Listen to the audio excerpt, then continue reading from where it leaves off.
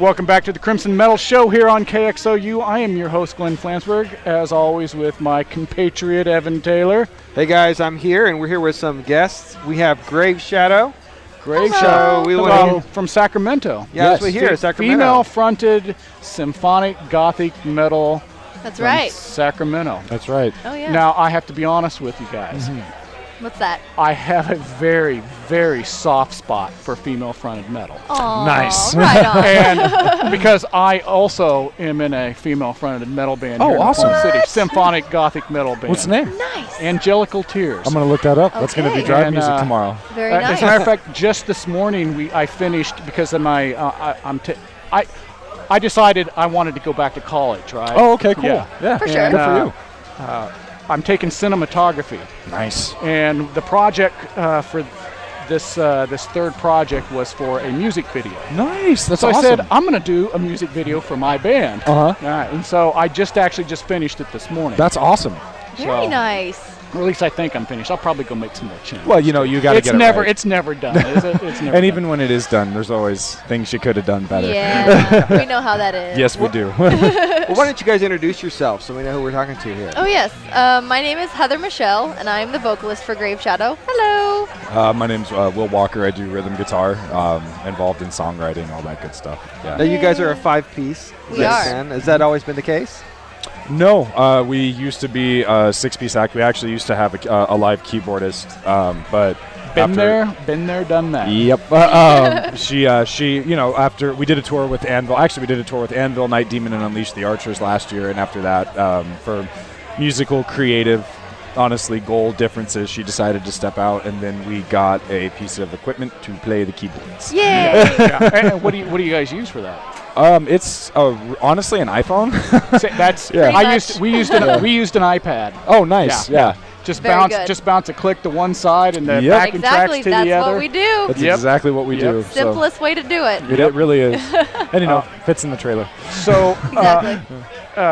one of the things that I'm doing as part of my going back to school is I'm finally finishing up my bachelor's degree this semester. Congratulations. Thank you. It Yeah, only that's took awesome. 30 years. That's okay. I'm 2 years away from mine, and I'm keep kicking the idea of going back. Yeah. So Well, in the fall I go into grad school. nice. And so for my graduate project, I'm going to be doing a documentary on female-fronted metal. That's cool. And That's so really I cool. always love the opportunity to sit down with female-fronted metal artists No, well, we're happy to be here. and to talk that particular genre because, sure. like I said, it's very near and dear to my heart. I do enjoy it And myself. and as such, a little background: the vocalist for my band is also my wife. Oh, awesome. Very nice. Well, in a way. And I'll tell you, I've had a hard time because at the end of a set, because this is one of the problems I have with female-fronted metal is I think there's like a double standard when it comes to sexuality. Yes. Okay, so at the end of a set, my wife has to go out and schmooze with the Yeah, yeah. fans. And, you know, the creepy kind of guys kind of hitting on her. And I have to take a step back and go, I'm just a band member. I'm Yeah. not the jealous husband at this Exactly. point. I'm a band member. If I want to not push away a potential fan, I need to kind of bite my tongue and be a good boy. Oh, I can feel right? you. I can feel you on that. When my girlfriend was in college, she used to do go-go dancing in San Francisco just for fun, and I went with her one night and hadn't had dinner that night, had a few too many drinks, and I just had to recuse myself to the smoking area and just go through a pack Yep. of cigarettes. That's it. That's exactly what what I've had to do. Yep. So, Well, how do you guys feel about how you're treated Yeah, as a d- female it- fronted? Is there 'cause- any difference? because there's, you know, how do I want to phrase it? Okay, we were talking about this earlier about the 80s. Bands like Anvil, right? Bands like Motley Crue, bands Yeah. like Rat. For sure. Let's talk the glam metal, right? The LA glam metal Yes. scene. Yeah. All right. There was a lot of women at those shows. Yeah. Showing Now- their boobies. Yeah. But there were still women at the shows. Exactly. Now look at the crowd we have here tonight. It's a little disproportionate. It's a little bit more It- male slanted, I would say. Yeah. Have you seen that? You got. How long have you guys been on this tour? On this tour, we started on March 2nd, In I Boston. believe, in Yeah. Boston. Okay. And we've been playing like 3 to 5 shows and like little runs, and we have a few days off. So I'm not sure how many we've done so far. From venue to venue and location to location, parts of the country, have you noticed a difference in the type of crowd that comes to a show, especially to a female-fronted show? Because here's my thought. I would think that more women would want to come to a female-fronted show and support that girl power, right? But then again, I would also think that a whole bunch of pimply-faced teenage boys would want to come to a female-fronted metal show, especially with an attractive female-fronted, band. But it just doesn't seem to be happening here, at least. Well, I mean, that is an entire possibility. I think right now most people are coming out for Anvil and Night Demon. Yeah. Like this is really new for us. This is only our second time out, and we've never been to this part of the country. And so every once in a while, every few shows, we'll get somebody who comes up to us and says, oh my gosh, I've known about you for several months and I love you guys, but that's very rare. Usually the people that come up and talk to us after our shows, they had just heard of us like that night. Yeah. And so, we don't really have a lot of people who are familiar with us yet, but that's what we're doing on this tour. Also, stylistically, I would say we're kind of the odd man out on this package. I mean, I'm stoked to be here. I love Night Demon and I love Anvil. They're so much fun. I've known. I remember where I was, and honestly, I'm a younger guy, I'm only in my 20s, but I found out about Anvil when I worked at a Blockbuster in college, and the documentary came out. Oh, absolutely. And I didn't know that. Yeah, no, it was one of the movies I got for free that week, because we never got music documentaries. So, I mean, it's a real honor to be here. But I'd say, as far as your question goes, this is more of a traditional heavy metal package, and so I think that attracts. I do think that attracts a primarily male fan base. Yeah. I would say that I could probably give you a better answer after the last week of May, because we're doing a West Coast run with Serenia and Arcona. Oh, very nice. Yeah. I wish I was in California for that. Come on out. Jeez, come on, man. But that's going to be like the type of people who would listen to our music. Yeah. They're going to be coming out to those shows. Because I'm a huge fan of the European symphonic, me too. Definitely. symphonic metal scene. That's my jam. Hell yeah. Well, tell us, what kind of projects are you guys working on right now? Besides the tour, we just right before the tour we signed with a label called M Theory Audio, which is run by Marco Barbary, who was the former Century Media boss for about a decade. And we're working on our next album. I think that should be coming out sometime later in the year. I'd say it's about 3/4 of the way written. We have had some member changes, in the past year and a half. Our lead guitarist, Aaron Robich, is also a keyboardist, so he's going to be the one that really is kind of going to take the reins when it comes to writing the orchestrations. Right. But he's also a guitar player, so there's a little bit of kind of wanting to see how the new lineup melds as far as writing is concerned, and also she hasn't really written yet. I mean, you wrote lyrics for the last album and some melodies, but this is the first time that Heather's actually kind of getting really involved in the songwriting process as well. So it's a new mix, and there's a lot of new. You can also say that everybody's heads, music's fueled by emotion. We're all dealing with different things this time around, like this year, than we were dealing with last year, and that's absolutely affected the way the music has been written. Sure. I think this next batch, the first album I kind of look at it was kind of our kind of finding our footing, kind of just getting a feel for kind of how we wrote. And I feel like with this next record, we're really going to be able to take some steps to really kind of hone it even more. And I can say it's a lot darker. And it's a lot more guitar driven. The first album was very pretty. Yeah. It sounds very clean. Mm-hmm. And which I love. Like it sounds like magical. But I feel like what I would like out of this next album is for it to sound a little more raw, a little more like we do live. Yeah. Because I feel like we don't sound very pretty. Like no, I think we sound heavier more metal as opposed to symphonic. It's more guitar driven live. For sure. Definitely not key driven. No. And I would like to hear more of that guitar heaviness, because I mean that's where I'm at. She likes 90s butt rock. Hang on now. I mean, I do, but no, but I mean I'm really into like Devin Townsend and Mm-hmm. like Arch Enemy, the heavier guitar-driven So, stuff. but so going down that route here, we'll go down that rabbit hole. Who would be your major influences vocally? So let's see. I think starting out when I first started to like branch off into when I started to actually find my voice, like I was in choir when I was younger, so that's where I found my operatic voice.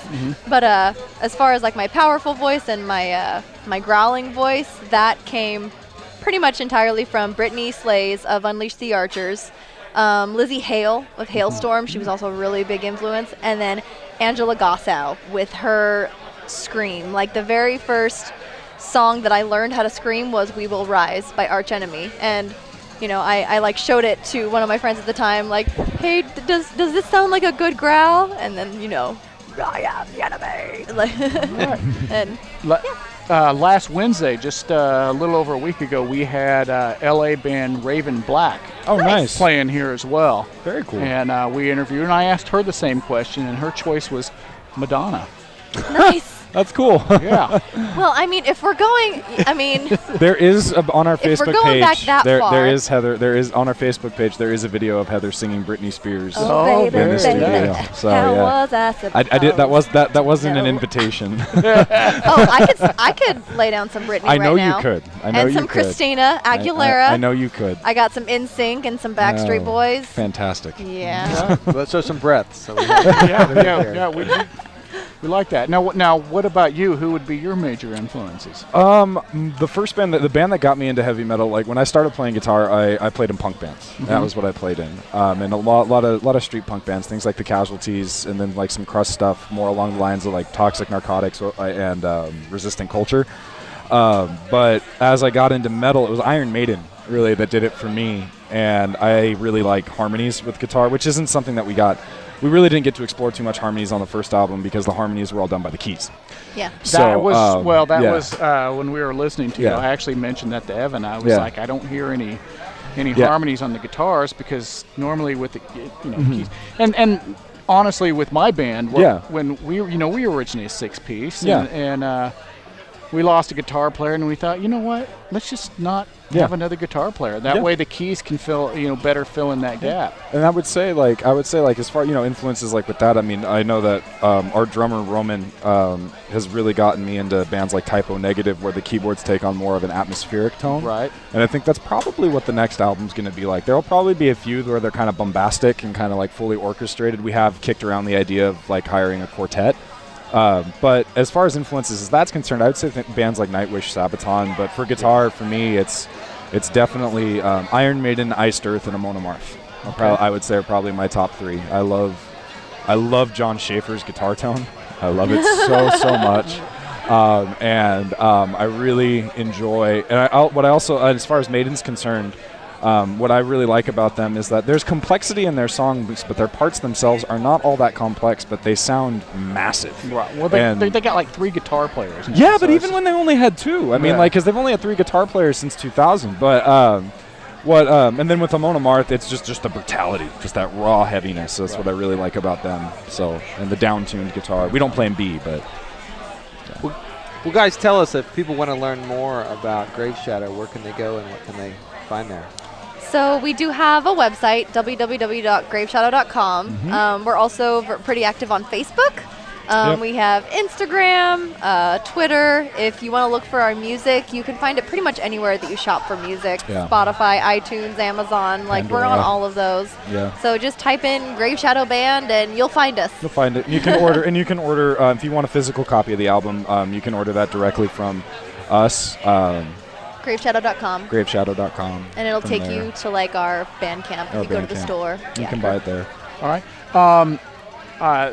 This afternoon, I asked a question on our Facebook page. Yeah. I said, I want to hear from all of our listeners.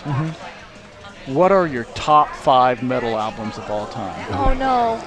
Don't ask that question. And I said I would start, and so I started. Okay. And so I have picked Camelot's Ghost Opera. Nice. Fantastic choice.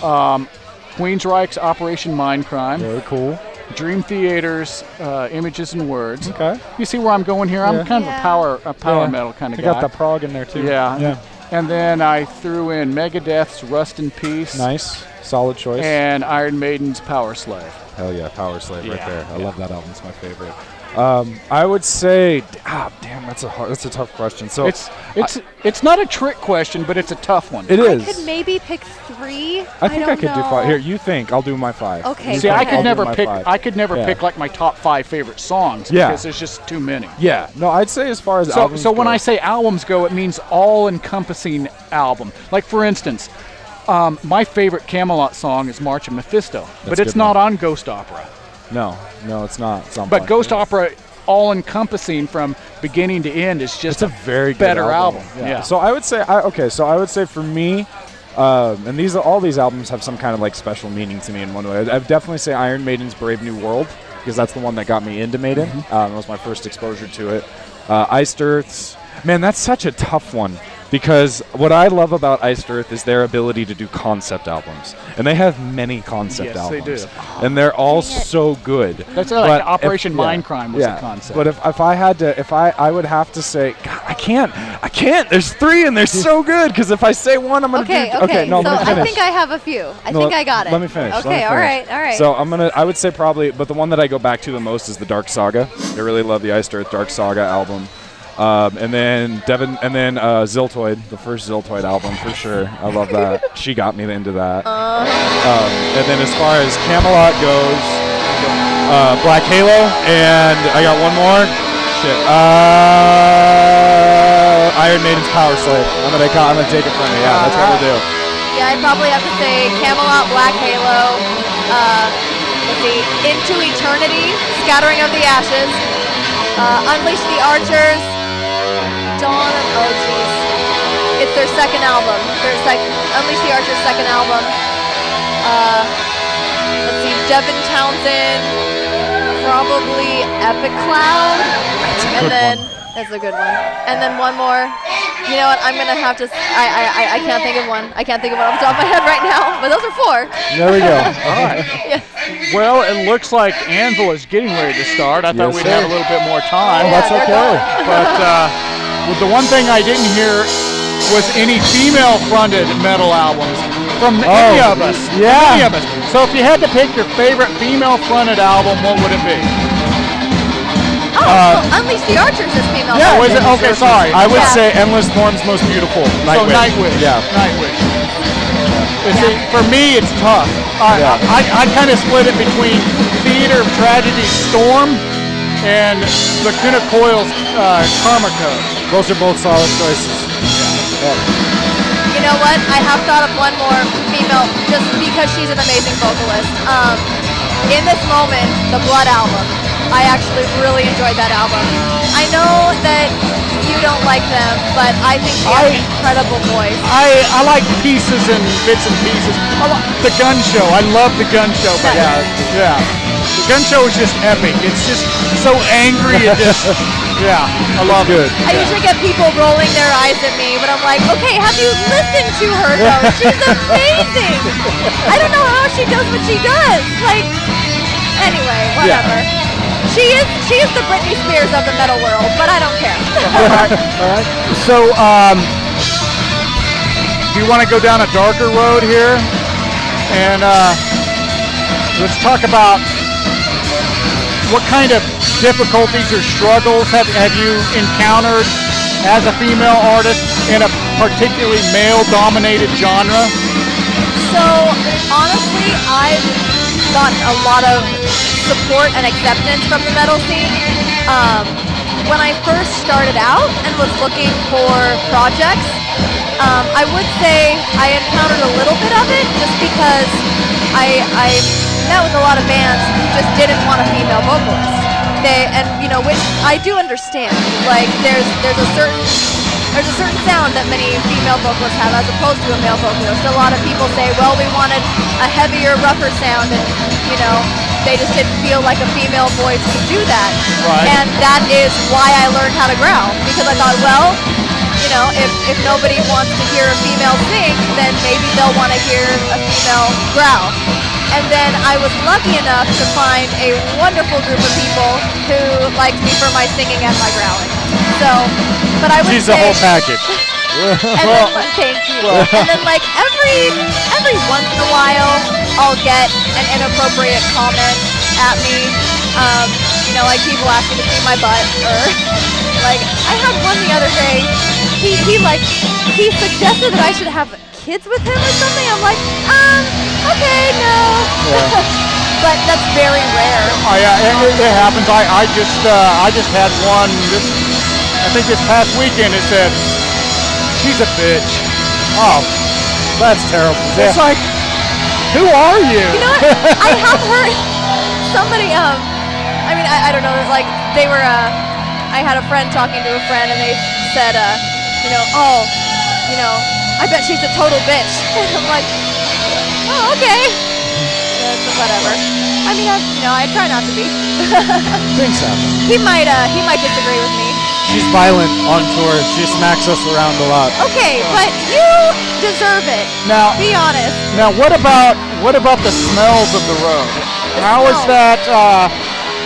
One of the things that, because I had the opportunity to play a show within this moment, and I was talking with their guitar player, and he was out walking his dog. Yeah. And we talked a little bit about that, about having a female in the band, what it means to. He's like, you got to make a few more stops, you know. Yes, we do. or stopping at more truck stops for the showers, longer bathrooms, and you know, and then the deal with the guys in the car versus the girl in the car, and the different body odors. You know, I would actually say it's probably not. Honestly, it really isn't that bad. I mean, like, I think there have been a couple times that I've been sitting next to somebody and I'll get a whiff, but it's usually of me. But what I would honestly say, we got just about every guy in this band has got long hair. So if we're gonna talk about showers, we all, you know, I love to say that I take 5 minutes to take a shower, and if I'm not washing my hair, that's true. But if I'm washing my hair, I think I take longer than she does. And I definitely think that Aaron, our guitarist, takes longer. I don't know. She can definitely rough it better than we can. I will admit that. I will definitely admit that. We all like to think we're badasses, but we're kind of prissy. We're from California. We're prissy. Like that's what I would say. Yeah, that's what I would say to that. Well, I was born in California. Oh, okay. But, I think I've lost all the prissiness, maybe. Come back. It'll come right back. You spend more than a week there. It'll come right back. Well, one of the things we had talked about with Raven Black was what we really need is a good female-fronted metal fest in the United States. Yeah, I'd agree with that. I think that'd be fantastic. I know there's a couple that happen over in Europe, but but especially west of the Mississippi. Yeah, I'd love to see something like that. I don't know. I wish I had the expertise to do something like that, but I think all it takes is a bunch of willing people to throw it together. I mean, what about Jarvis from Night Demon, who's put his festival together? Yes, he does. So there's a person to lean on for that type of expertise, right? So there you go. There needs to be one. There needs to be somebody. I can definitely say if the opportunity presented itself, we would definitely be down. Yeah, definitely absolutely. Would be down. So, what kind of encouragement or recommendations would you have for other female-fronted artists who in metal? Keep doing it. Honestly, yeah. I would say that's the biggest thing that I could say to anybody who wants to do music, female-fronted or not. Especially in a Trump-dominated United States. Yeah, I won't. I'm not going to touch that because if I touch that, I am not going to stop talking for the next hour. Yeah, let's just move on. But anyway, no, I would honestly, what I could say to anybody who wants to get into music, like the most honest, pure piece of advice that's been given to me that I could pass on is you have to keep doing it. If you want to keep doing it, you have to keep doing it. There are people that will like your music. The more that you do it, the better you're going to get at writing and expressing yourself in your writing. I mean, the only thing that's really going to stop you from doing it is if you stop. And if you don't believe in yourself, nobody else is going to believe in you. So you got to keep doing it, no matter how much it sucks. But, what is it? I was reading this thing, and it was applied to Navy SEAL training, and they were doing an interview with the drill sergeant, and the way that he runs his platoons, whatever, I don't know the proper terminology. If it doesn't suck, we don't do it. So Sounds encouraging. Evan, I think it's probably, we talk to a lot of local groups on the show, and we like to bring in, have a national call in. I think that's what we really hear is that you have to find your way. Yeah, you do. So when you say that, I think that's something I've heard from other groups. Yeah. And so I think it's probably got a lot of truth to it. Definitely. You know, labels aren't giving out big advances anymore. That's the way it was done 30, 40 years ago. You got a bunch of money from a label, and then you just went out on the road for a year and a half. It doesn't happen like that anymore. You got to find yourself. so how do you guys get out and promote yourselves? With the first album, we had a PR deal. I think we may be looking at trying to work with somebody as far as PR is concerned. But right now, a lot of it's word of mouth. A lot of it's on our own. We have a fantastic manager, Jeff Keller with the Artery Foundation. And he, through his connections, he's able to get us a lot of opportunities networking with other bands. It really is. There is definitely a word of mouth element to it. And then, you know, there's PR firms you can hire, people you can work with. Like, I don't know. I mean, it really, like, wherever we can get it, doing things like this, like, you know, definitely yourself, just kind of self-promoting it. I'd say that's where we're at right now. Well, I think we'll probably wrap it up there since it's so noisy here. Well, thank you so much. I would really like to talk with you guys a lot more, but Thank you very much. well, I kind of want to see Anvil too. Oh, no, you got to. They're a fantastic show. They're fun. So we did cover the where they can find all about you. You guys are on Instagram and Facebook. and the Twitters and the they got their own interwebs website. and the Facebooks. Yes, that's right. sir. So, all right. Well, there we go, people. This is Graveshadow out of Sacramento, California. Yes, sir. Not your typical California girl. So, check them out. Yeah, thanks, guys. Thank you. Thanks for having us. Yeah, no problem.